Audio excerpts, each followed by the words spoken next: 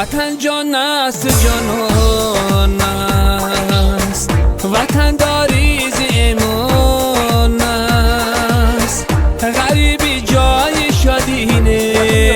اساسگزار صلح و وحدت ملی پیشوای ملت پرزیدنت جمهوری تاجیکستان محترم امامعلی رحمان در ادامه سفر کاری به ناحیه تیمورملک در دهه کانگورد دهات کانگورد بنای خوشطرح و زمانوی کاخ فرهنگ را مورد استفاده قرار دادند.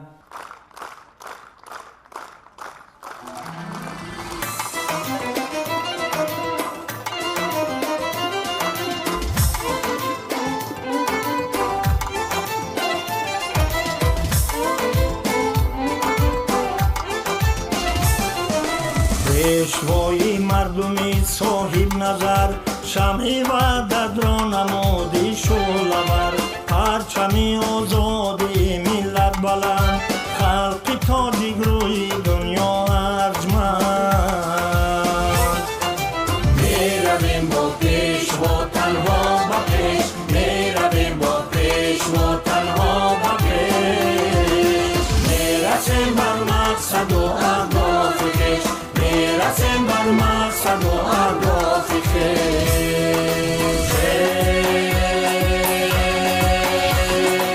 پیشوای تاجیکستان زنده باد، آفتاب رو با جلال زنده باد، شل میارم با مردم گفتند راد مردی پاک تینت زنده باد. در بروی دوستان با کرده ای، تاجیکستان را مجلا کرده ای، در بروی دوستان با کرده ای، تاجیکستان را مجلا کرده ای، مثل بوستان تاجیکستان کرده ای، تاجیکستان گل افشان کرده ای. پیشوای پیشوای پیشوا شامی تار شکرستان کرده ای. در بروی دوستان با کرده ای، تاجیکستان را مجلا کرده ای، در بروی دوستان با کرده ای، تاجیکستان را مجلا کرده ای، در بروی دوستان با کرده ای، تاجیکستان را مجلا کرده ای.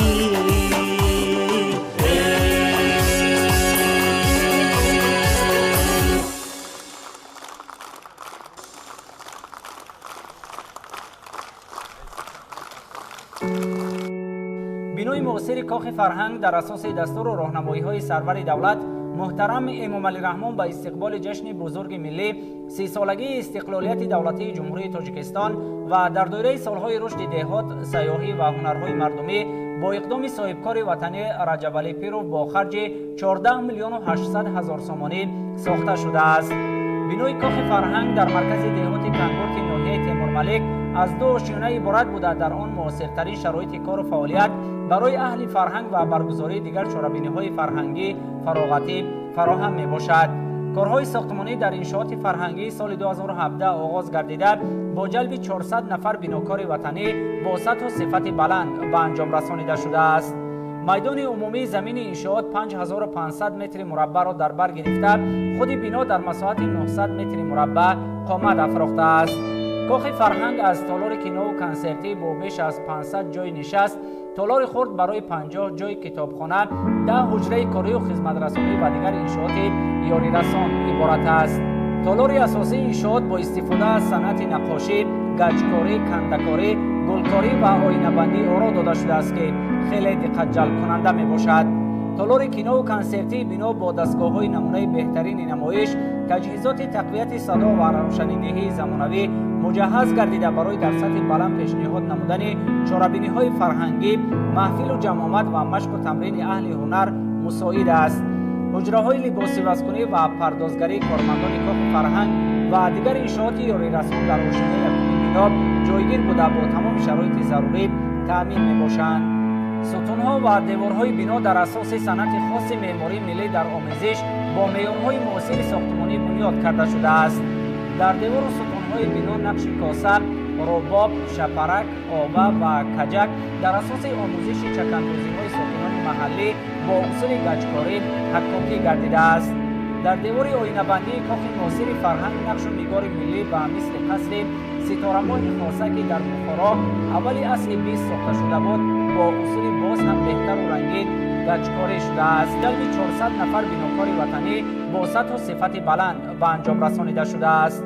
میدان عمومی زمین انشاءات 5500 متر مربع را در بر گرفته، خود بنا در مساحت 900 متر مربع قامت افراخته است.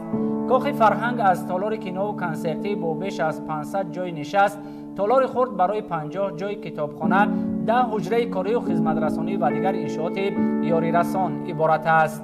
تالار اساسی انشاءات با استفاده از صنعت نقاشی، گچکاری، کنده‌کاری، گلکاری و آینه‌بندی آرا داده شده است که خیلی دقت جلب کننده می باشد. تالار کینا و کنسرتی بنا با دستگاه‌های نمونه بهترین نمایش، تجهیزات تقویت صدا و روشنیدهی زمانوی مجهز گردیده برای در سطح بلند پیشنهاد نمودن چاره‌بینی‌های فرهنگی، محفل و جمع آمد و مشق و تمرین اهل هنر مساعد است. حجره‌های لباسی بسکونی و پردازگری کارمندان کاخ فرهنگ و دیگر انشاءات یاری رسان در آشیانه یکم بنا جایگیر بوده با تمام شرایط ضروری تأمین می‌باشند. ستون‌ها و دیوارهای بنا در اساس صنعت خاص معماری ملی در آمیزش با معیارهای معاصر ساختمانی بنیاد کرده شده است. در دیوار و ستون‌های بنا نقش کاسه، رباب، شپرک، آوه و کجک در اساس آموزش چکاندازی‌های ساکنان محلی با اصول گچکاری حکاکی گردیده است. در دیوار آینه‌بندی کاخ معاصر فرهنگ نقش و نگار ملی به مثل قصر ستاره‌ماه خاصه که در بخارا اولی عصر 20 ساخته شده بود با اصول باز هم بهتر و رنگین گچکاری شده است. کار رسامان نیز با آفریدن بهترین نگاره‌های کندل، رسم گوشه‌های طبیعت افسونکار وطن، عکس ابرمردان سیاست و فرهنگ ملت در راهروهای بنا موقع خاص دارند. محترم امام علی رحمان با کارمندان کاخ نوبنیاد فرهنگ صحبت صمیمی انجام داده برای فعالیت بهتر و خوبتر و پیشنهاد برنامه‌های فرهنگی با سطح و مضمون نو و دید تازه به آنها 30 اسباب گوناگون موسیقی تحفه نمودند.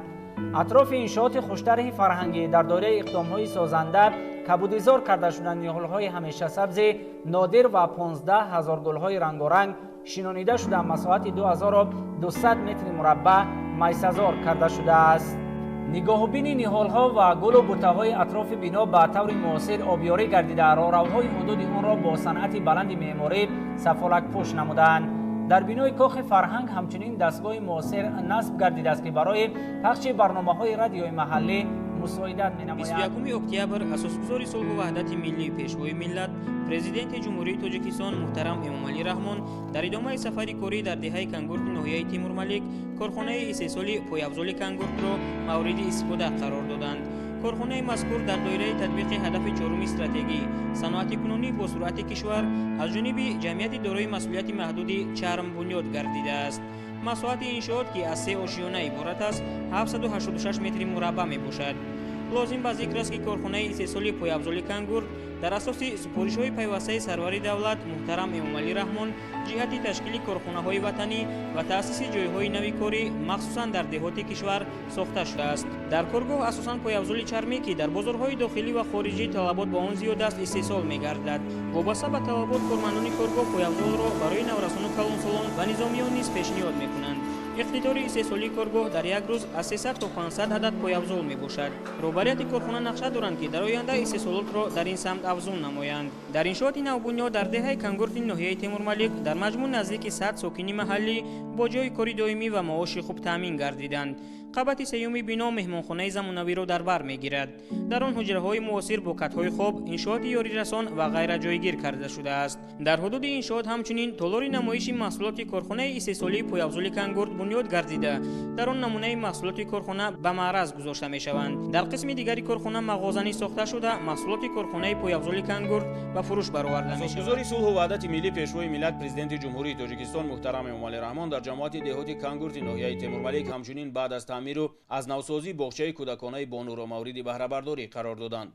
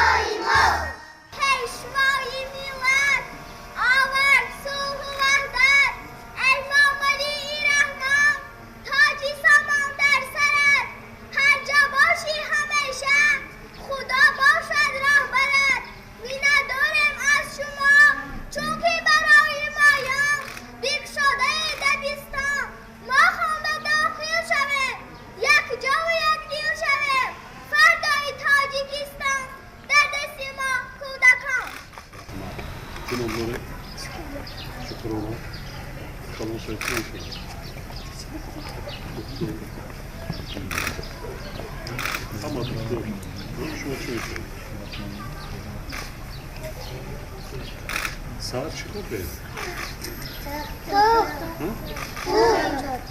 Doçi. Doçi. Ona da kurduğu yok ki boşuna. Ona da boşuna. Polis sonra ilgiler makta mıydı oynadı? Bale.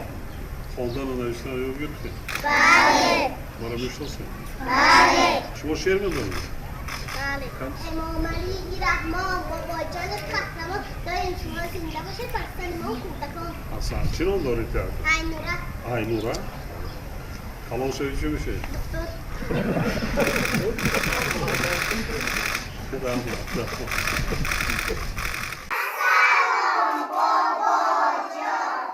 Sağ ol, sağ ol.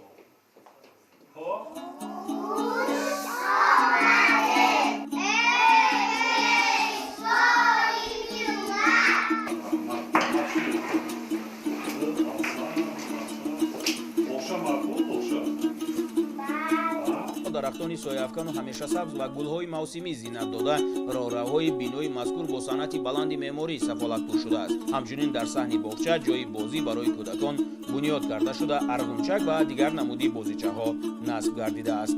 роҳбари давлати тоҷикистон муҳтарам эмомалӣ раҳмон таъмиру таҷдид ва бунёди муассисаҳои томактабӣ дар мамлакатро аз вазифаҳои аввалин дараҷа барои рушди соҳаи маорифи мамлакат маънидод карда таъкид доштанд ки ин иқдом дар доираи ислоҳоти густурдаи соҳаи маориф минбаъд низ идома хоҳад ёфт.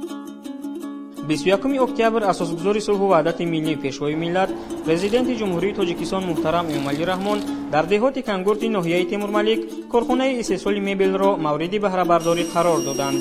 иншоот ҷиҳати амалӣ намудани ҳадафи чоруми стратегияи мамлакат, саноатикунонӣ бо суръати кишвар, таъмин намудани устувории иқтисодиёт, ташкили ҷойҳои нави корӣ ва баланд бардоштани иқтидори содиротии мамлакат бо саҳми соҳибкори маҳаллӣ Фаридун Мухаков сохта шудааст. масоати умумии иншооти навбунёд 6000 метри мураббаъро ташкил намуда, бинои асосӣ дар масоати 1000 метри мураббаъ бунёд гардидааст. иншооти мазкур бо дар назардошти талаботи муосир ва санъати баланди меъморӣ сохта шуда, бо дастгоҳу таҷҳизоти муосири истеҳсоли Олмон ва Туркия муҷаҳҳаз мебошад. маҳсулоти истеҳсол намудаи корхона дорои сифати баланд буда, дар бозорҳои дохилӣ ва хориҷӣ талабот ба он зиёд аст. самти асосии фаъолияти коргоҳи навро истеҳсоли мизу курсӣ барои муассисаҳои томактабӣ, таълимӣ, ошхона, меҳмонхона ва дигар корхонаҳо ташкил медиҳад. коргоҳи истеҳсоли мебел аз толори истеҳсолот, ҳуҷраҳои корӣ, ошхона, маркази хизматрасонӣ, нуқтаи фурӯши мебел, ашёи рӯзгор, мағозаи хӯрокворӣ ва дорухона иборат мебошад. аснои шиносоӣ ба сарвари давлат муҳтарам эмомалӣ раҳмон иттилоъ дода шуд ки бо мақсади татбиқи ҳадафҳои ҳукумати ҷумҳурии тоҷикистон дар самти бо шуғли доимӣ таъмин намудани сокинони маҳаллӣ пас аз мавриди баҳрабардорӣ қарор гирифтани корхонаи истеҳсоли мебел 30 нафар сокини маҳаллӣ бо ҷойи кори доимӣ таъмин гардиданд. соҳибкори маҳаллӣ тасмим гирифтааст ки дар оянда бо таъмин намудани бозорҳои дохилӣ маҳсулоти истеҳсол намудаи корхонаро ҳамчунин ба хориҷи кишвар низ содирот намояд. табиист ки сохта ба истифода додани чунин корхонаҳои истеҳсолӣ ивазкунандаи воридот дар роҳи расидан ба ҳадафи чоруми миллӣ саноатикунонӣ бо суръати мамлакат қадами муҳим ба шумор меравад.